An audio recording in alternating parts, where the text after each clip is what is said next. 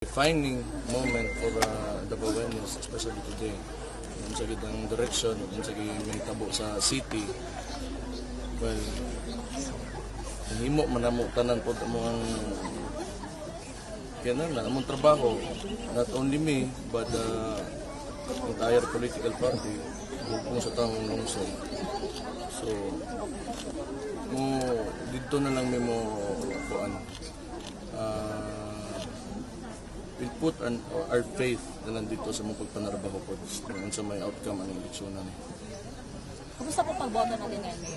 Okay man, ako mag-check ang resibo.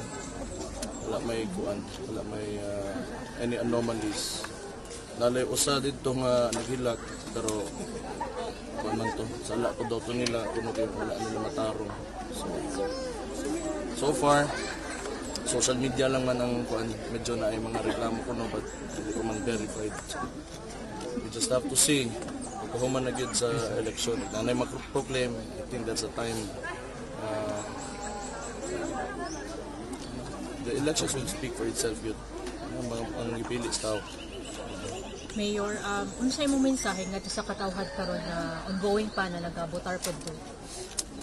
Katong nagaduha-duha nga mo gawas, kinahanglan mo boto gyud mo. Regardless kung kinsa man inyo boto, amo about dili, importante gyud kaayo nga ma-express nato to ang right to vote kay mao kini amo hatag og direksyon ang resultaan ni may kapahatag og direksyon sa atong lugar. Kinahanglan ng active participation gyud sa mga buhan, mga tao. Most especially because we're talking about the future. Mayor, nagkalat ron ang mga campaign posters. Naggawas tag-iyo, Mayor. Nagawas naman siguro nako, or yeah, I think nagawas na nako. So ever since nga na magita day after elections limpyo na kita tanan. So we'd like to keep Davao City clean. Ugo po sa tanawon sa tinuod lang actually daghan wala nagatuman pag-abot sa rules, guidelines kung asa ipadikit ang ilang mga tarpaulin. So matag kalat gud nga. Ugaw na po niya para mahuman na. Total, nipili naman ang tao, mahuman na tanan ta move on, padayon tas tumaki na buhay tanan. So, mas maayo nga, limpyo dayon nga back to normal ta. Mayor, kung if ever madaw ang Duterte tandem, ano pong possibility na knowing si former President nasa The Hague?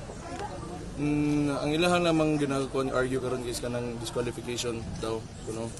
But murag a day after or 2 days after sa illegal arrest ni ni PRRD, nag-release man og statement ang COMELEC na dili disqualified si PRRD.